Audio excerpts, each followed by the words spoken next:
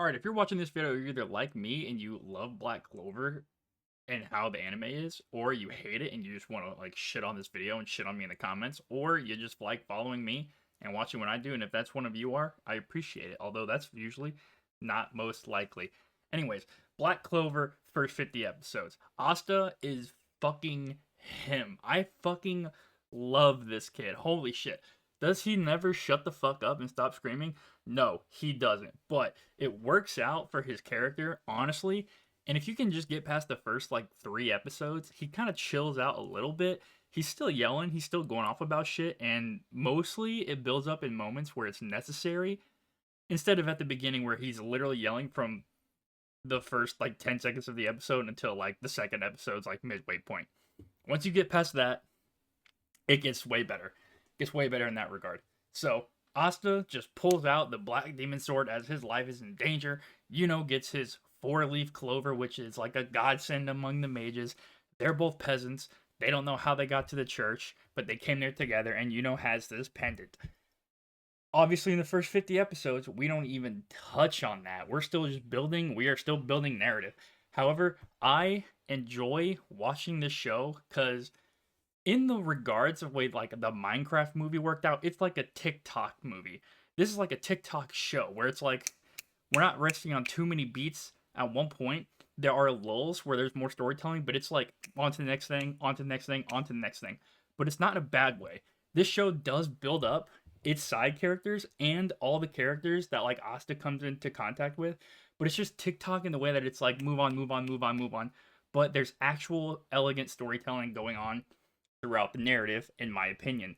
Asta, working out, building up the narrative, how he had no magic, how he just pushes, never gives up. His superpower is to never give up, and he always just grinds to get where he needs to be. Versus, the golden child, the all talent, no hard work. However, does begin to work hard after the incident where Asta comes and saves and they vow to both become the Wizard King and start this rivalry. And at the beginning, acts like somewhat cold to Asta, and even throughout the rest of the show, he acts cold to Asta, but it's not cold in necessarily the way that he hates Asta. It's that he is respecting Asta as a rival and like a competitor versus like a brotherly camaraderie. In the event that they were both like impending danger, they would be willing to do anything to save each other. Obviously, Asta is willing to save anyone, but also willing to save anyone as he wants to be the Wizard King, and that's primarily the Wizard King's goal, is more of like you gotta fend for yourself, and I can prove my worth and save you in a time where it's necessary. At least in regards to Asta. For like the peasants and everything, is just like Asta. He wants to save everybody, protect everybody, all the common folk, especially like the common folk and the peasants, because as and Asta are, they are peasants coming into the world of magic where the royalty has all the power and all the magic and better abilities, and everybody looks down on peasants because they don't have magic. And so for to come out of like the peasant woodwork with a four-leaf clover, join the highest guild and succeed and get this wind sylph and all that shit, he's like looked at like, how the fuck does he get all this power? He's just a peasant. He doesn't deserve this. Yada yada yada yada yada. Royal bloodline, typical medieval bullshit. You know what I mean? So we come through. Asta meets some great enemy characters. We get Mars. We get the fucking triumvirate of the three like god hands that work with the fucking bitches and the Beast Man. We get to fight in the end of these first 50 episodes. First 50 episodes kind of culminates like the first arc, like from the entering the Magic Knights and then like finishing off the first arc of like development for Asta. And so we get to see this development, this rapid development of Asta from no magic, just strong kid to he gets the sword and then he fights Mars and he gets the second sword. So now he's got the big sword, he's got the light sword, he's got power, he's got speed, he's got strength, he's like fucking every time he takes his goddamn shirt off, he's ripped as fuck.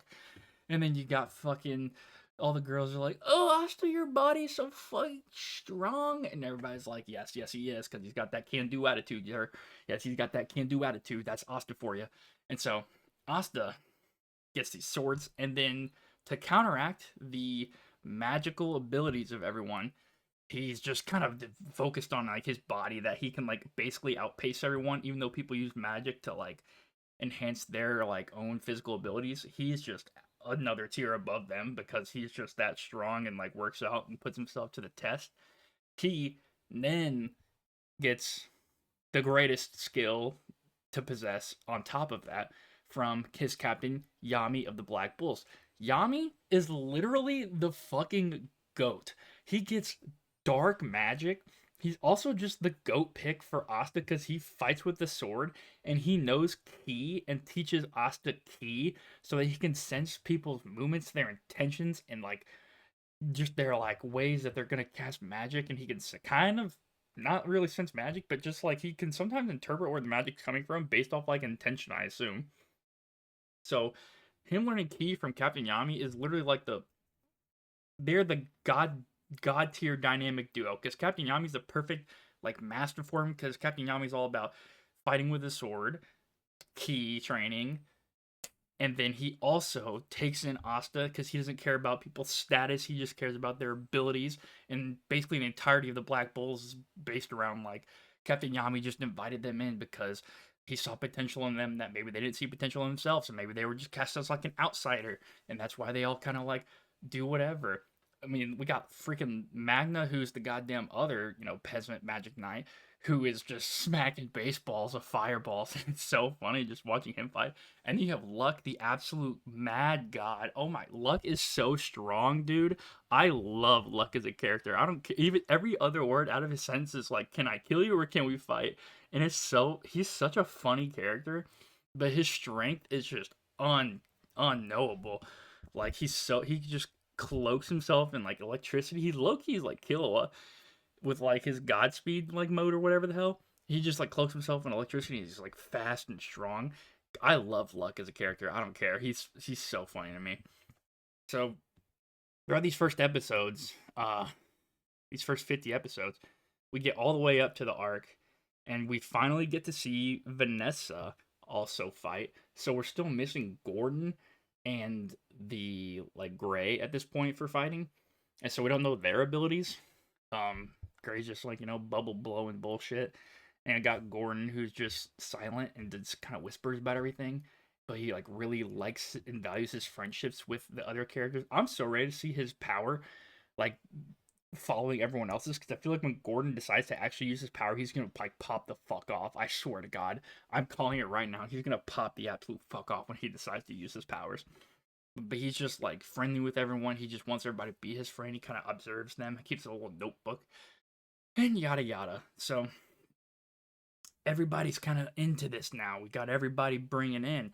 We got Vanessa with her thread magic, which is like cool in the way they utilize it with Finral's teleportation and the spatial magic abilities, which like I didn't understand like why spatial magic even kind of existed to begin with, because they were like, yeah, usually people have like an element like fire, water, earth, wind, and then there's Asta who's anti-magic, and then they're just like randomly they're just like, all right, let's pull some fucking spatial magic out of here. And then you got the Wizard King, and he gets fucking time magic, which that shit was hard as fuck the first time you got to see him. Oh my god, when he put the fucking people in the time bubble, bro, I was like, there's no way you can even combat this guy. Like, no wonder he's the Wizard King. How does anybody even compete with that? He puts you in a fucking time bubble and time stasis your ass, and you can't fucking do anything. That's like the most OP power.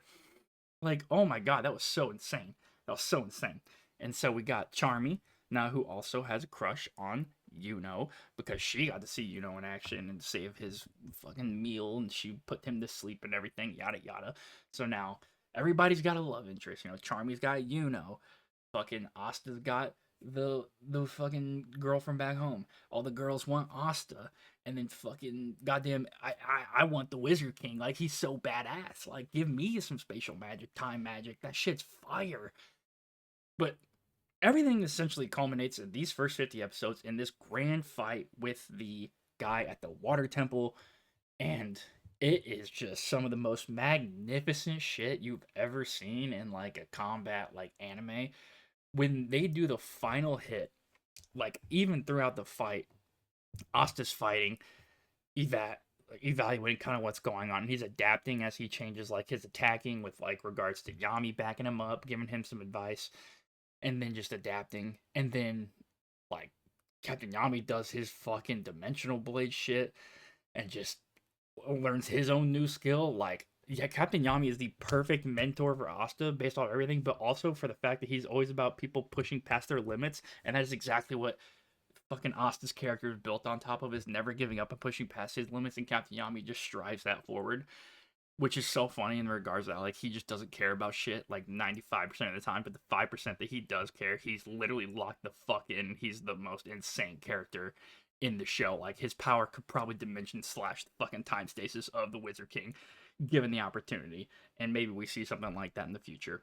But they're just OP characters. Like, I don't know what to say. Yami and the fucking Wizard King are so OP, and then Asta's a badass with his fucking tool, anti-magic swords, and his strength, pure strength. Loki, just like, he's the goat. He's so cool, bro.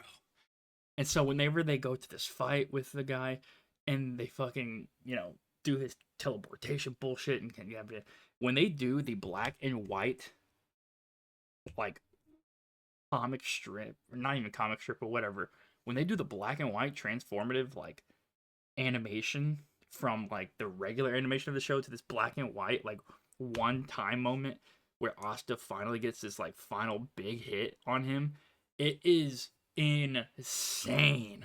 It's insane. It's so lit. It's such a great moment that's just built up, and then just like all the emphasis is put on it as it transitions into the black and white, and you can just like feel like the intensity of that moment, and I thought that was a great touch. I love that shit.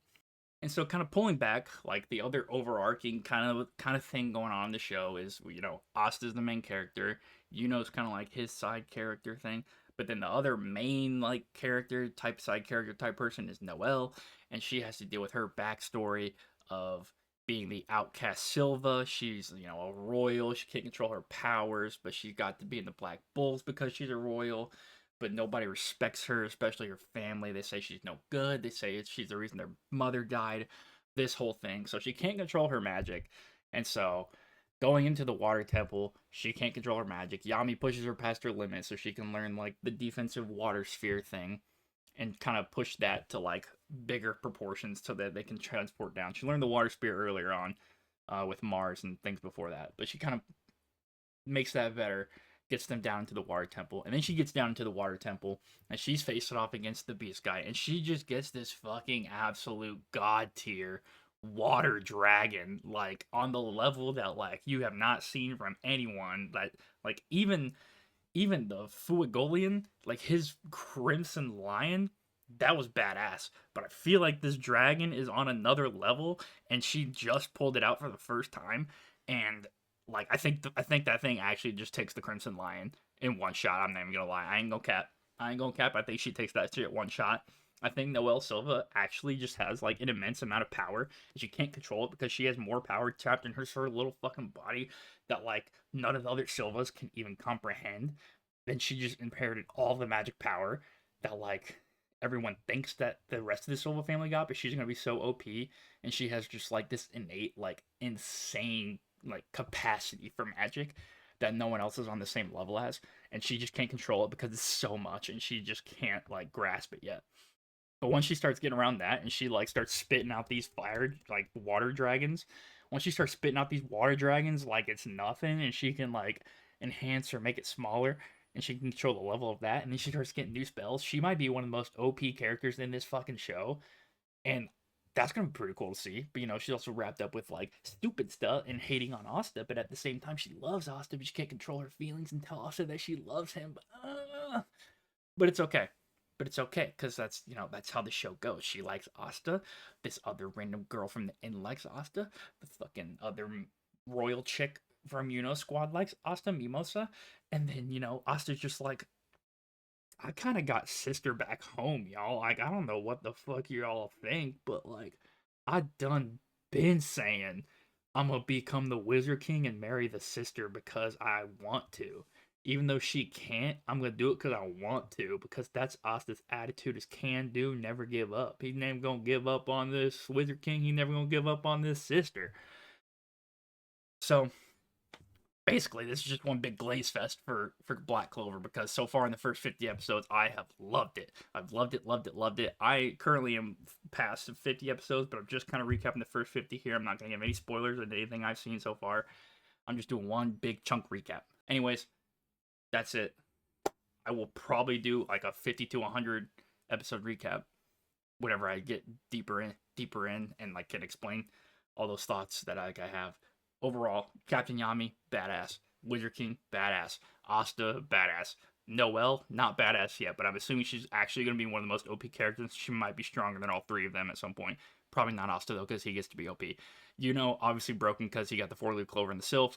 Not really struggled for him on that. He's just going to kind of wipe everybody and then prove that, like, peasants are better than royals, because fuck royals, but he's probably also going to end up being from royalty, so, like, who knows? He's probably going to be a descendant of the first Wizard King. And then Asta's like, brother, I'm a pull some demon power out or some shit. I don't know. He's got 2 black swords that are anti-magic. He's literally the antithesis of the magic world. So he's probably going to be like, if the wizard, like, fucking killed the demon king or whatever, and, like, the magic swords are, like, the antithesis of magic, then he's probably, like, he's got some shit from the demon side, probably. I don't know, man. But that's just kind of like my quick ramble on this about me loving this. I'm going to keep watching, and then I'll bring it back to you guys whenever I get done with it. So, if you are still here, thank you so much for watching. You should subscribe.